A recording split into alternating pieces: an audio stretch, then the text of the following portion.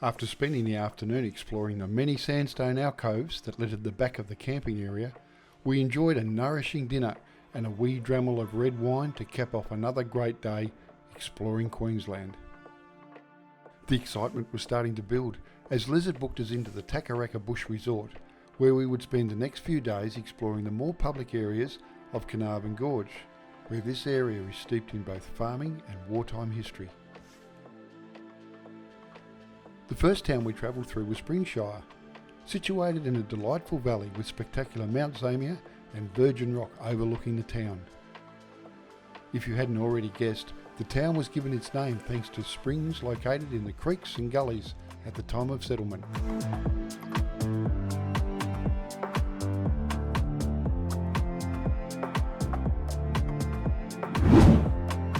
This monument was erected in memory of American and Australian servicemen aboard a C-47B Dakota aircraft. The aircraft crashed during a violent electrical storm on the 16th of November back in 1943 while en route from Darwin to Brisbane. The monument lists all personnel as there were no survivors.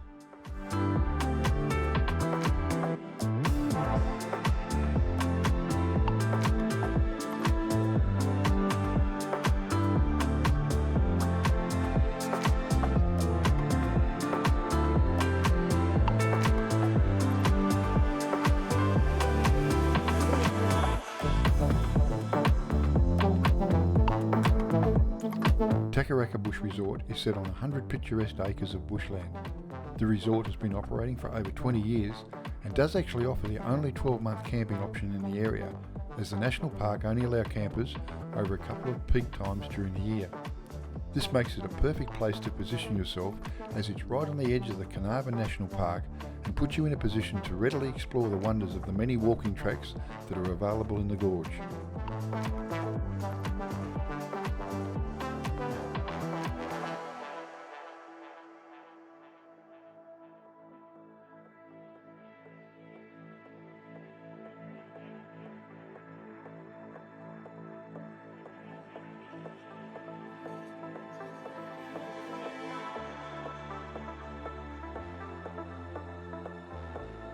After setting up and having lunch, we went for an exploratory drive into the park, essentially to get a copy of the walking map.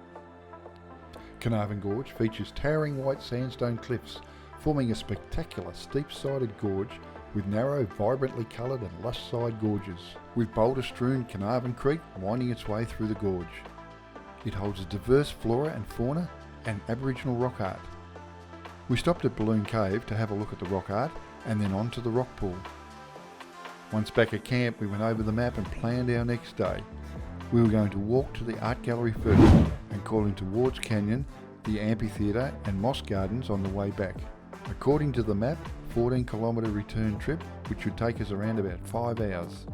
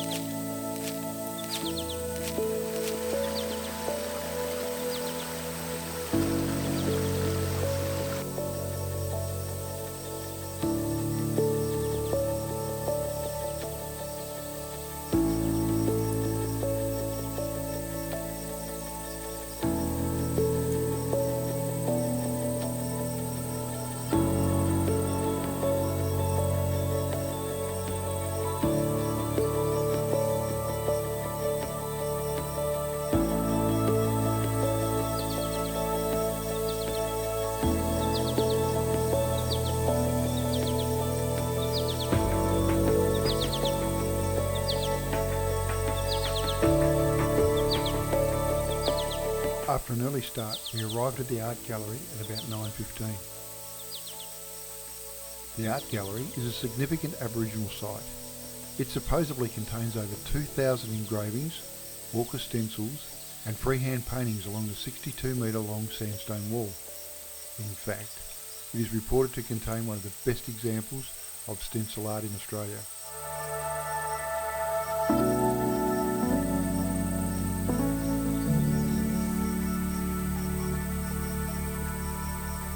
Ward's Canyon is a small but beautiful side gorge. It is home to the world's largest fern, the king fern.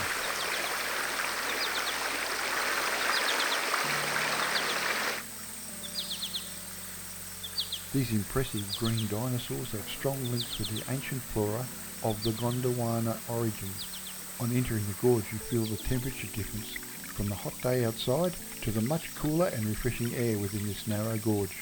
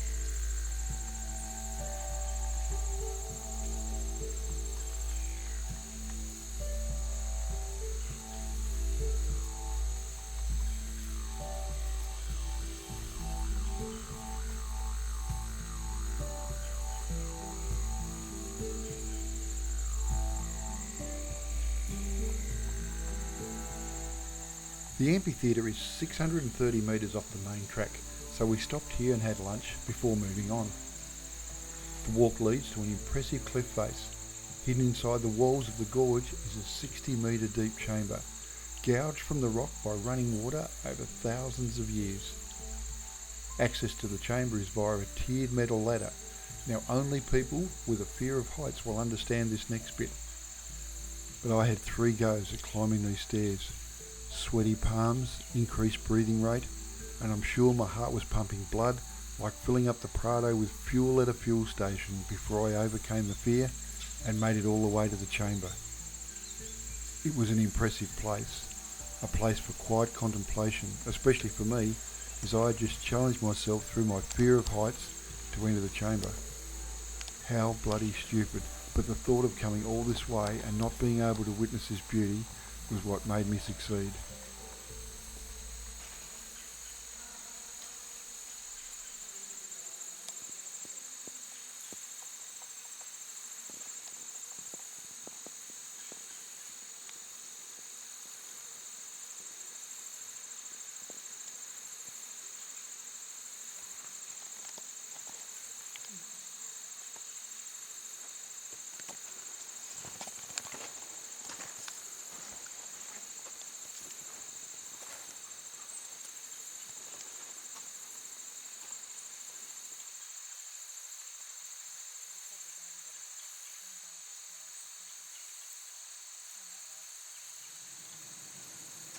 A short little detour off the main track takes you to the moss garden.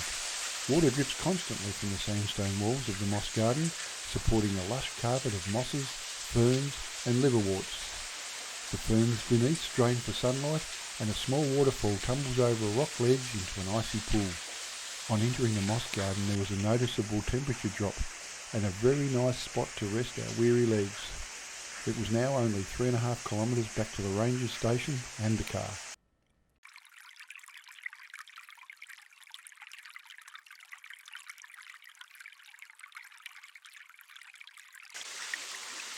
Back to camp, tired and a bit warm, but we'd enjoyed every minute of the walk, 6 hours and 14 kilometres. A nice beer was what was required.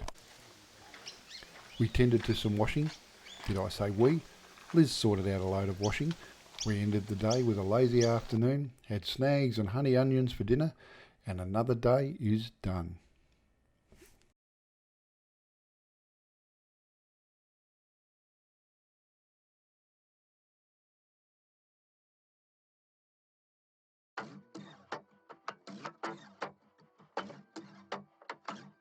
After our big walk yesterday, we decided that we would explore by car today. So after breakfast, we drove to the Nugga Nugga National Park. This is located in the Arcadia Valley. Nugga Nugga conserves remnants of the endangered bonewood scrub and the vulnerable uline tree. Lake Nugga Nugga is the largest natural water body within the central Queensland sandstone belt and provides valuable habitat for the water birds in an otherwise arid landscape. With a stack of bird life around, we found a great little spot to stop and have some morning tea, and with this, some great little campsites that were staggered around the shore of the lake.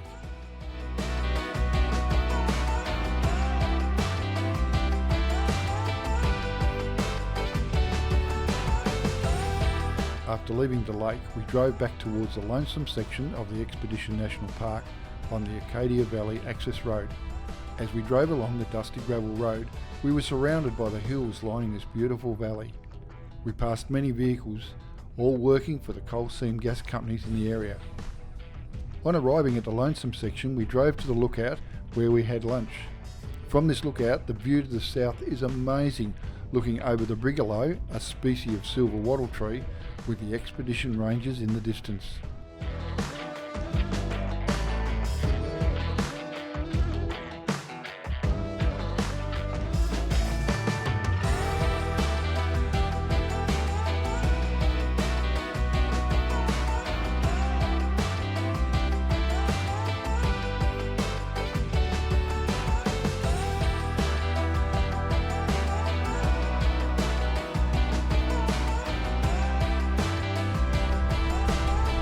We saw many fires in the distance, and as we got closer we found them to be controlled burns.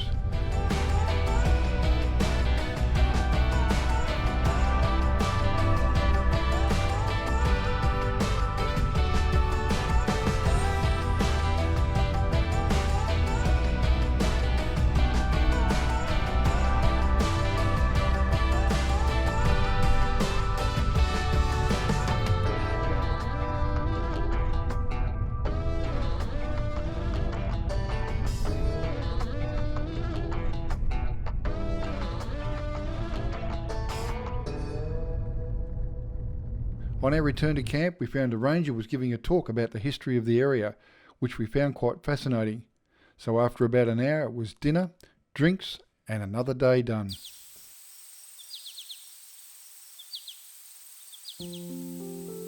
Today was our last day for exploring, so we were off nice and early to explore Creek Gorge, especially after the talk that we'd been given by the ranger the night before and the discussions that we'd had with some of the other campers.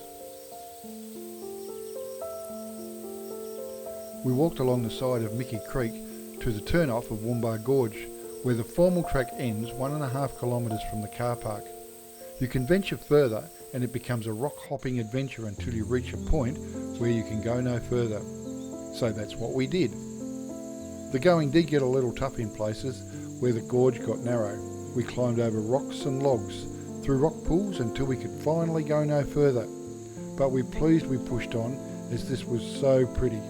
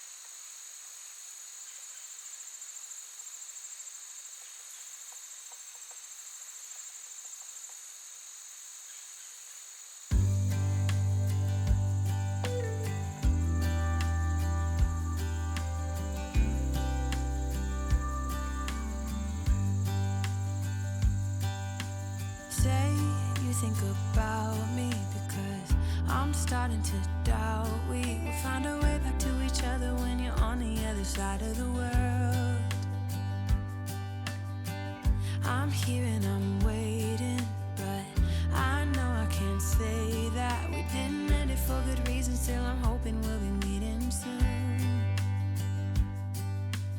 Everybody needs some time to figure themselves out, but I want you close, and I still have hope. I'm waiting every day for you to come back. Then it was back to Mickey Creek and its narrow-sided gorge. Delicate orchids, lush ferns and brilliant green mosses adorn the colourful walls and floors of this picturesque gorge, which also treated us to a squadron of red and blue dragonflies, if that's what a gaggle of dragonflies is called.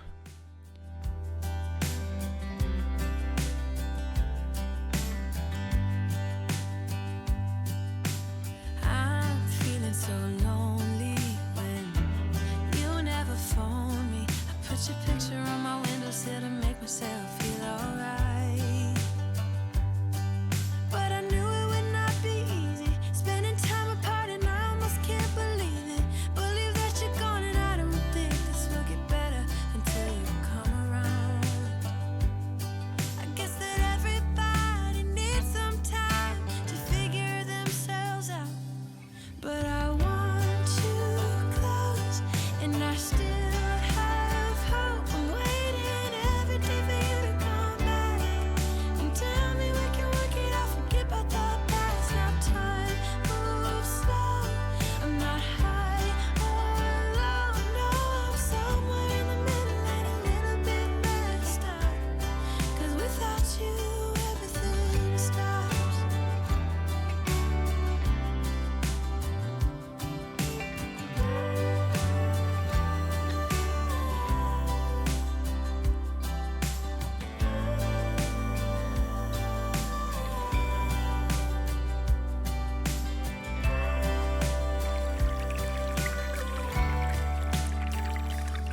But I want you close, and I still have hope. I'm waiting every day for you to come back and tell me we can work it out, forget about. We decided to take the camera and the tripod and walk up to the lookout at the back of the bush retreat for sunset, but it was somewhat spoiled by all the fires and smoke haze in the area.